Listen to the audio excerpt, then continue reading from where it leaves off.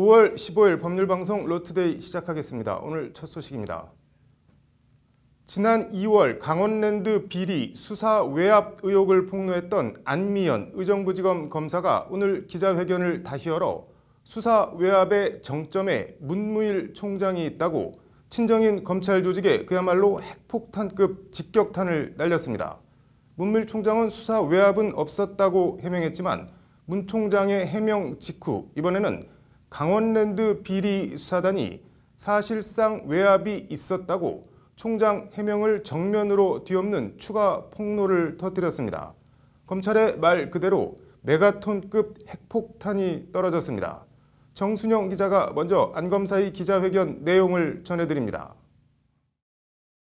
안미현 의정부지검 검사가 오늘 오전 서울 서초동 교육문화회관에서 기자회견을 열고 강원랜드 수사 외압 의혹을 거듭 폭로했습니다.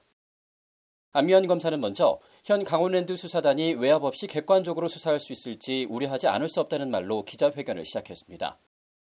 안미현 검사는 그러면서 지난해 12월 국회 법사위원장인 권성동 의원의 소환 조사를 검찰 최고위층에서 제지했다며 문무일 총장의 이름을 직접 거명했습니다. 당시 문무일 총장이 국회의원의 경우에는 일반 다른 사건과는 달리 조사가 없이도 충분히 기소될 수 있을 정도가 아니면 소환 조사를 못한다는 다소 이해할 수 없는 지적을 했다는 것이 안미연 검사의 말입니다. 다소 이해할 수 없다는 완곡한 표현을 쓰긴 했지만 검찰 조직의 수장 검찰총장이 수사 외압을 행사했다는 검찰 조직으로선 학명을 넘어 반역 수준의 폭로입니다. 안 검사는 또 자신이 권성동 의원에 대한 소환 조사가 필요하다는 보고서를 올린 데 대해 문 총장이 당시 이영주 춘천지검장을 심하게 질책했다고 주장했습니다. 문무일 총장이 이영주 춘천지검장을 심하게 질책한 것은 당시 춘천지검에 근무한 직원들 대부분이 아는 내용이라는 것이 안미연 검사의 주장입니다. 이후 대검 반부패부에서 자신에게 전화를 걸어와 권성동 의원 측을 조사려 한 이유 등을 추궁했다는 겁니다. 안미현 검사는 나아가 자신의 수사 외압 폭로 사흘 후인 지난 2월 7일 꾸려진 현 강원랜드 비리 수사단도 제대로 수사를 하지 못하고 있다고 주장했습니다. 지난 3월 15일 집행된 것으로 언론에 알려진 강원랜드 수사단의 대검 반부패부 압수수색이 실제는 이루어지지 못했다. 수사단의 압수수색을 저지할 정도라면 검찰 최고의 간부가 관여했다고 볼 수밖에 없다는 것이 안미연 검사의 말입니다. 강원랜드 수사단은 온 국민의 이목이 판문점에 쏠린 지난 4월 27일 남북 정상회담 당일 슬그머니 권성동 의원을 비공개로 소환 조사해 봐주기 소환 비판을 조쳐온 바 있습니다. 안미현 검사의 폭로에 검찰은 크게 곤혹스러운 모습입니다. 대검은 안 검사의 기자회견 내용에 대해 외압 의혹은 사실 무근이라는 입장을 밝혔습니다. 법률방송 정순영입니다. 안미연 검사의 기자회견에 대해 문무일 총장은 질타한 건 맞지만 수사 외압을 행사한 건 아니다는 취지로 해명했습니다. 그런데 이번엔 강원랜드 비리 수사단에서 문 총장의 수사 개입이 있었다는 취지로 총장 발언을 정면으로 뒤엎는 입장문을 대검 기자단에 뿌렸습니다. 강원랜드 수사 외압 논란이 점입 가경으로 가고 있습니다. 이 소식은 신세아 기자가 전해드립니다. 안미연 검사의 기자회견 뒤 서울 서초동 대검청사에서 취재진의 관련 질문을 받은 문무일 총장은 곤혹스런 표정으로 일단 이영주 춘천지검장을 질책한 사실 자체는 인정했습니다. 이영주 춘천지검장을 질책한 적이 있다. 이견이 발생하는 것은 민주주의의 한 과정이고 이견을 조화롭게 해결해 나가는 과정도 민주주의의 한 과정이라는 것이 문무일 총장의 말입니다. 질책은 했지만 수사 외압을 행사한 건 아니라는 겁니다. 문무일 총장은 그러나 외압으로 느껴졌다는 안 검사의 주장을 어떻게 받아들이는지에 대한 질문에는 답변하지 않았습니다. 이와 관련 대검 관계자는 증거를 더 확보하고 보강 수사를 하라고 한 적은 있지만 문무일 총장이 외압을 넣은 것은 전혀 아니다라고 설명했습니다. 그런데 문무일 총장의 해명 직후 이번엔 강원랜드 비리 수사단이 총장 해명을 사실상 정면으로 뒤엎는 입장문을 냈습니다. 지난 1일 권성동 의원에 대해 구속영장을 청구할 예정이라고 알리자 문무일 총장이 수사단 출범 당시의 공안과 달리 수사 지휘권을 행사했다. 문 총장이 수사 지휘권을 행사해 검찰 전문자문단 심의를 거쳐 청구 여부를 결정하라고 지시했다는 겁니다. 수사단 발족 당시 문무일 총장은 독립적으로 운영될 수 있도록 수사 보고도 받지 않겠다고 공언한 바 있습니다.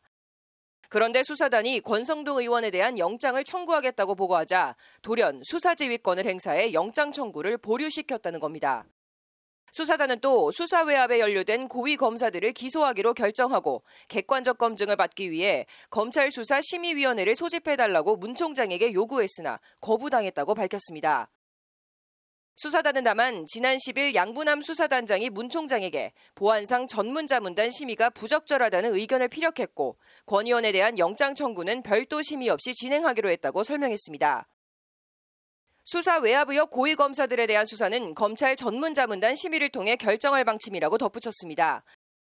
수사단은 그러면서 대검 반부패부 압수수색이 제대로 이뤄지지 않았다는 안미연 검사의 기자회견 내용은 사실과 다르다고 말했습니다.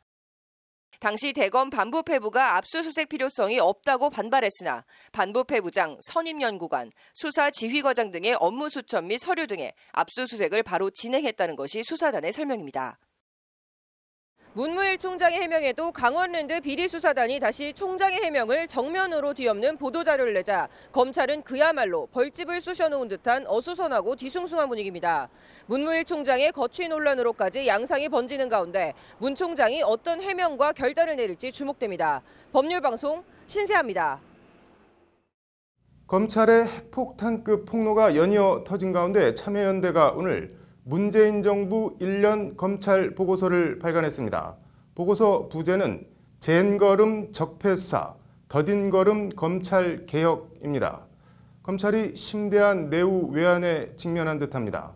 법률방송 심층 리포트, 참여연대 검찰보고서 발표 기자회견장에 조현경 기자가 다녀왔습니다. 참여연대가 오늘 발표한 334쪽짜리 문재인 정부 1년 검찰 보고서는 크게 두 부분으로 나뉩니다. 먼저 앞부분은 검찰 주요 수사와 주요 보직 인사, 검찰 윤리 및 검사 징계 현황 등 문재인 정부 1년 검찰에 대한 종합평가입니다. 뒷부분은 공수처 설치 등 검찰개혁 관련한 내용입니다. 보고서 내용은 젠걸음 적폐수사, 더딘걸음 검찰개혁이라는 보고서 소제목으로 그대로 요약됩니다. 적폐청산 수사를 방패화 명분 삼아 검찰개혁을 최대한 지지부진 끌고 있다는 지적입니다. 이렇게 많은 자료집이 나올 수밖에 없었던 게 적폐수사가 굉장히 많이 진행이 되고 있어서 마치 많은 국민들이 검찰이 달라졌다 이런 인상을 가질 수 있는데 실제 내부를 돌아봤을 때 강론에서 참여연대는 용두3위로 끝난 검찰 성추행조사단 수사 결과로 대변되는 검찰의 여전한 제19 감싸기 수사, 검찰 내부의 부패와 비리에 대한 봐주기식 징계와 내부 비리를 근절하기 위한 발본색원의 의지 부족, 공수처 설치나 검사장 직성제 도입 같은 근본적이고 제도적 개혁에 대한 방기 등 검찰의 미진한 점을 조목조목 지적했습니다. 참여연대는 특히 검찰이 검찰 권력의 원천인 기소 독점권을 놓치지 않으려고 검경 수사권 조정이나 공수처 설치 문제를 파워게임 정도로 몰아가고 있다고 성토했습니다. 공수처라는 것은 사실은 고위공직자의 부패 비리에 관한 수사와 기소도 있지만 경찰을 비롯한 그런 검찰 내부 검찰에 대한 수사에 대한 그런 셀프 수사라든지 봐주기식 수사를 척결할 수 있다는 그러한 의미도 가지고 한마디로 검찰이 지금은 반짝 잘하고 있는 것처럼 보이지만 공수처 도입 등 제도로서 검찰개혁을 완수하지 않으면 언제든 과거로 회귀할 수 있다는 겁니다. 언제든지 정권이 바뀌면 거기에 맞춰 회귀할 것이다. 결국 셀프개혁과 적폐수사는 일정한 한계를 가질 수밖에 없고요. 지난 2003년 김대중 정부 5년 검찰 종합평가서를 발간한 참여연대는 지난 2008년부터 매년 검찰 보고서를 발간해 오고 있습니다. 올해 문재인 정부 1년 검찰 보고서는 참여연대의 10번째 검찰 보고서입니다. 안미연 검사의 검찰로서는 아프기 그지없는 내부 폭로부터 지난 1년에 대한 시민단체의 인색한 평가까지 검경 수사권 조정 국면에서 문무일 총장의 검찰이 안팎에서 시련을 맞고 있습니다. 법률방송 조현경입니다. 네, 수백 명의 사상자를 낸 가습기 살균제 사태부터 가짜 백수호, 발암물질 생리대, 최근에는 라돈 침대까지 잊을만 하면 한 번씩 터져나오는 국민의 건강과 안전을 위협하는 소비자 권익 침해 사건들인데요. 오늘 국회에서 관련 토론회가 열렸는데 평등권, 자유권처럼 소비자 권리도 헌법상 권리로 헌법에 명문화해야 한다는 지적이 나왔습니다. 어떤 내용인지 토론회 현장에 김정래 기자가 다녀왔습니다. 한국헌법학회와 한국소비자법학회 등 주최로 국회에서 열린 소비자 측면에서 본 헌법 개정안 토론회.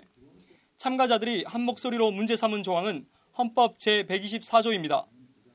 해당 조항은 국가는 건전한 소비 행위를 계도하고 생산품의 품질 향상을 촉구하기 위한 소비자 보호 운동을 법률이 정하는 바에 의하여 보장한다고 되어 있습니다. 도마에 오른 건 법률이 정하는 바에 의하여 보장한다는 문구입니다. 소비자 권리를 헌법상 기본권이 아닌 하위 법률인 소비자기본법에 위임하고 있다는 겁니다. 소비자의 어떤 권리가 헌법에 명시되어 있지 않고 법률에 위임돼서 소비자 기본법으로 이렇게 되어 있는 것도 현실이 있습니다. 소비자의 어떤 기본권이 단순히 법률이 아니라 헌법에 명시될 수 있도록 하는 것이 절실한 시점이다. 실제 국회 헌법개정정치개혁특위 자문위원회는 지난 3월 22일 소비자기본법을 헌법 제38조에 명시한 개헌안을 제시한 바 있습니다. 현행 헌법 제38조는 모든 국민은 법률이 정하는 바에 의하여 납세 의무를 진다는 납세 의무 조항입니다. 여기에 모든 사람은 소비자의 권리를 가진다. 국가는 소비자 운동을 법률로 정하는 바에 따라 보장한다는 조항을 제38조 1항과 2항으로 각각 추가하자는 내용입니다.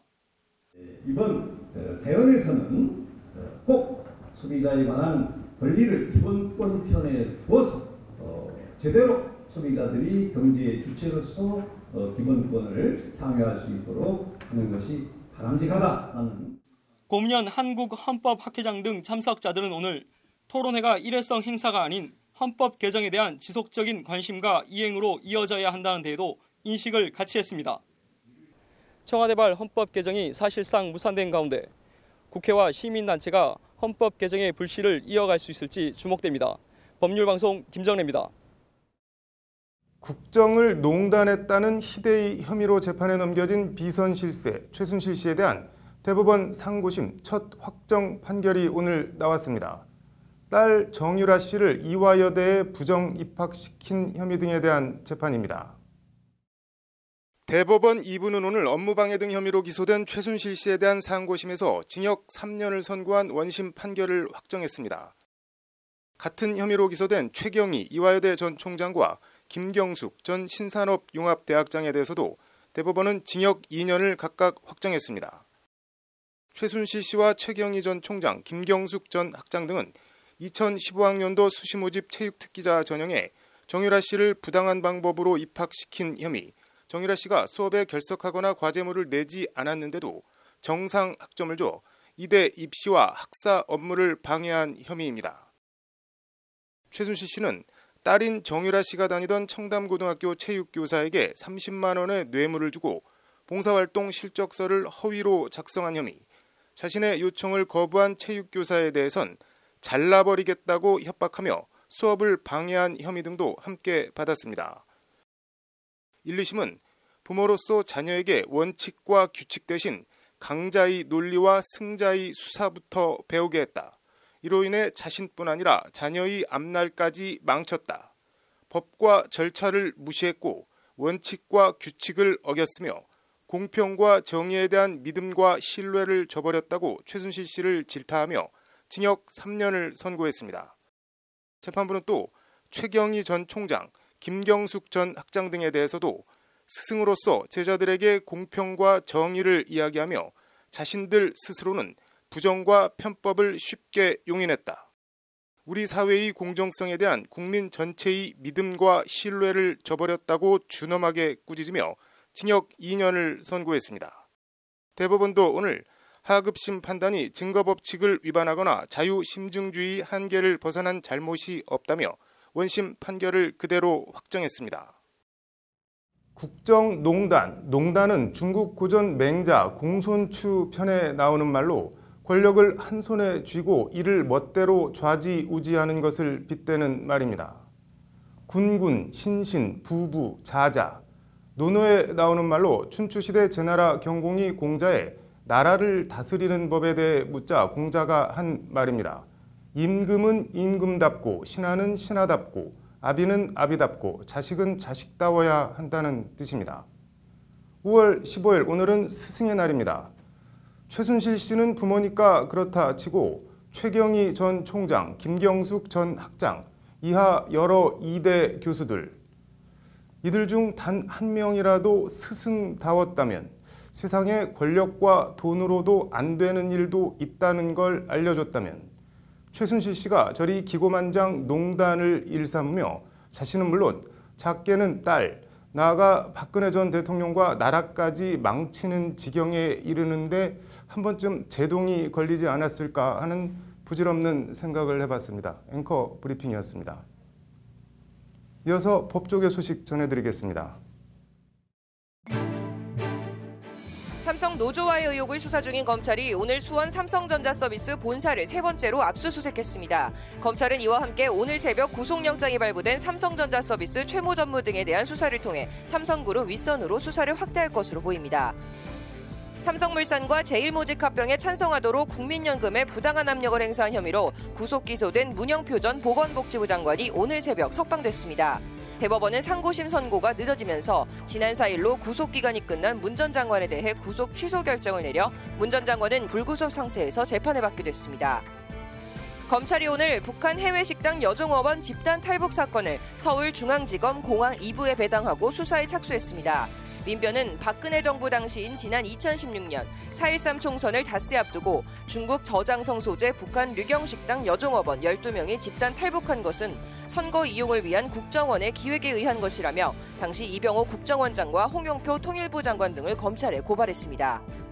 한국공법학회는 18일 서울대 로스쿨에서 제223회 학술대회를 공법상 손해전보의 재문제를 주제로 사법정책연구원과 공동 개최합니다. 재산권 보장과 손실보상의 법리, 공법상 소송의 재판권과 관할 및 소송 형태 등에 대한 실무 쟁점과 과제를 논의합니다.